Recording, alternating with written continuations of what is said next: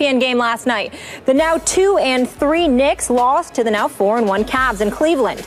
Carmelo and Lebron played each other tough, contesting over 50% of each other's shots. Anthony scored 2 points when guarded by LeBron, while LeBron got 11 with Anthony as his primary defender. But LeBron stepped up in the fourth big. Melo did not. Skip, what was your takeaway from this one? Stephen A., you love you some Carmelo Anthony. I love me some Carmelo Anthony. I know it's still early, but my takeaway last night was I was deeply disappointed in Carmelo Anthony when it mattered most. Head-to-head against LeBron James, who was mightily struggling with his shot, Carmelo came up very small for a Knicks team that I think is pretty good, or let's just say not bad. They're way better than I thought they were going to be. Are they a contender? No, they're not a contender. Could they make a little noise, maybe make some kind of run at the 8th playoff spot? Maybe. I kind of like the team. I like Porzingis. I think he's not going to be a bust. I'll go that far this early. He's 20 years of age, 7 feet 3 inches tall. He's just so long. He's skilled. He's not afraid. Just a baby, but he's got high basketball IQ. I think he's not bad. And I watch these other, Langston Galloway, you've brought him up. He's not bad. Kyle O'Quinn's not bad. Derek Williams, I never liked him before the draft, but in the role that the Knicks have him in, he's not bad. So this team had a chance last night on national television to make an early season statement at the Cavaliers. Beat them, and you go to 3-2. So you're 1 point down going to the fourth. You actually had a big lead in the game, but that's okay. You're just one down. Up to that point, LeBron finally made a three in the middle of the fourth quarter, and at that point, he was 1 for 16 for the season from three-point range. And we saw what happened in the first half. He blamed it on the sleeve jerseys that they were wearing last night. LeBron had signed off on these jerseys. They had practiced in them, and he said, I'm good with it. But then, of course, he's got to blame something for his shooting woes, which have continued since the NBA Finals when he was a disaster. Don't go there. Well, I'm just telling you. So he tears it up. He makes a big show. I'm going to tear my sleeves. Okay, fine. He's always complained about those sleeves. He practiced in them, and he signed off. He told the league, I am good with these. So whatever. Because the league wanted him to play them. Okay. Wanted him to wear them. All right, but the point is, he was struggling mightily. You've got him on the ropes, and you let him off the ropes because in the fourth quarter, Carmelo goes 1 out of 5. He does not get to the free throw line. He's your guy. He's your $23 million man. We all know that. He's your max guy. He should be at age 31, still at the backside of his prime in his 13th NBA season. And you just got to play a little bigger than that against the best player on the planet, your close friend LeBron James, who wasn't great in the fourth quarter, but he was way better than Carmelo because he goes 3 out of 8. He did get to the free throw line and made 4 out of 5. He made things happen. He played with much more energy and urgency than Carmelo did in the fourth quarter. Carmelo just looked deadheaded. He looked dead-legged, and he hasn't been great in the other Knicks games this year. I know Kawhi Leonard did a number on him at the Garden. He does that to just about everybody. But Carmelo had the one outburst at Washington. He scored 37. Other than that, the Knicks have kind of won in spite of him or been decent in spite of him. I need to see more because I think this team is looking for him to lift them just one more level up. And it has a chance to at least be respectable this year if he's what he should be. He's that guy. He's a top 5 scorer in this league and a clutch player that he's been in the past. I'm just not seeing it yet from Carmelo the way this team is looking to see it from him. Your thoughts? Well, in all fairness, not that mine. I mean, I can sit up there. You know how much I got love for Carmelo Anthony. And him being a New York Knick doesn't hurt that notion at all. But I'm disappointed with what I've seen thus far. And I'm disappointed because I think that, number one, he doesn't appear to be as healthy as he needs to be. I think that he looks like he's been dragging for most of the season. I even watched him with the 37-point explosion against Washington, and I still found myself looking at him physically, Skip, and questioning whether or not he was going to last this season.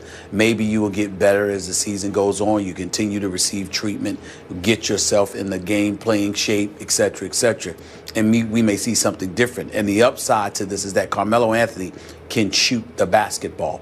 So he's not somebody whose exploits and greatness are predicated on, his physicality.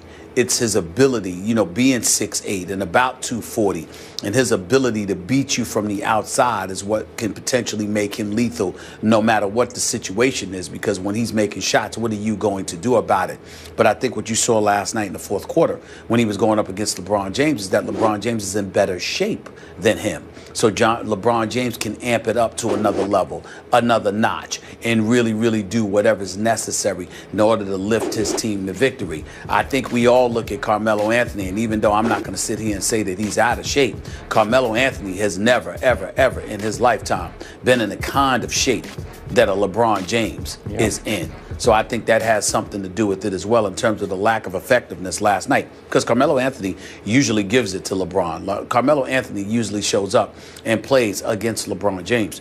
I'm just not satisfied with what I'm seeing from him. You know how I'm feeling about the Knicks right now. Certainly they're playing better.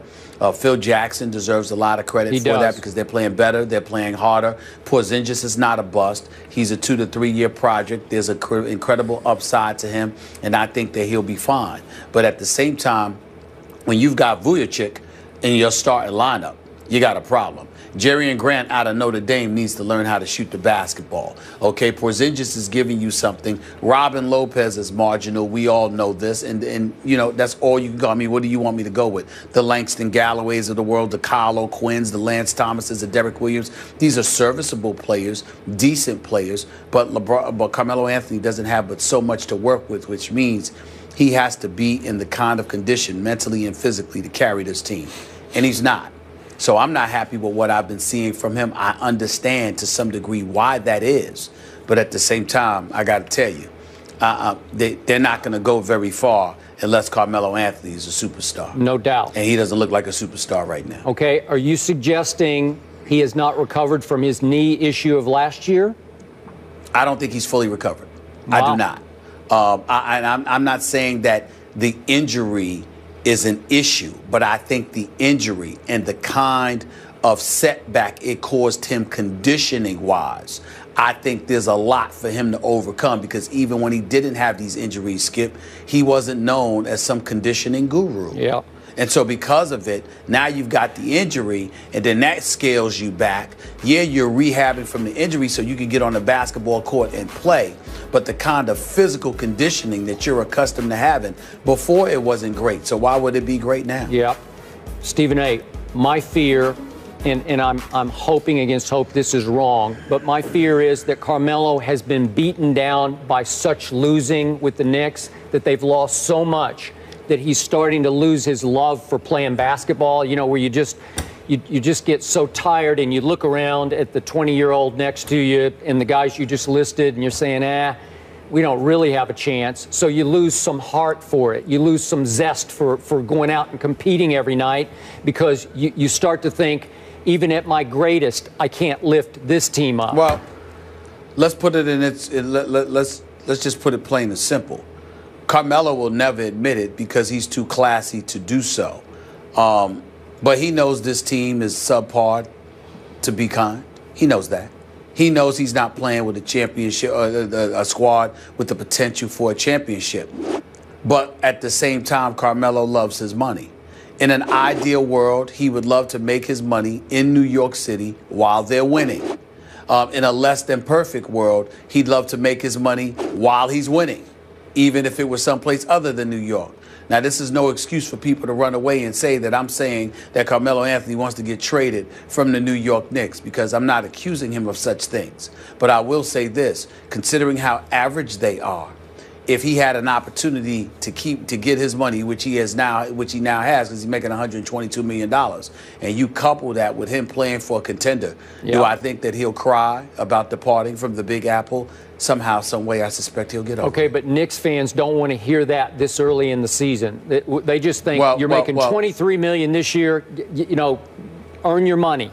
Just earn it. Which is why he won't say a word about it, and he probably ain't even thinking about it because it's too early in the season. Not to mention the fact that they do look better than they did last year. Yep. But at the same time, they're just not a championship contender. And when you're in the weak Eastern Conference and there's debates as to whether or not you will even make the playoffs, you are the epitome of sorry. And it just comes down to that. So that's a reality that he has to deal with. He wanted to take the money. He got the money. Nobody can knock him for that.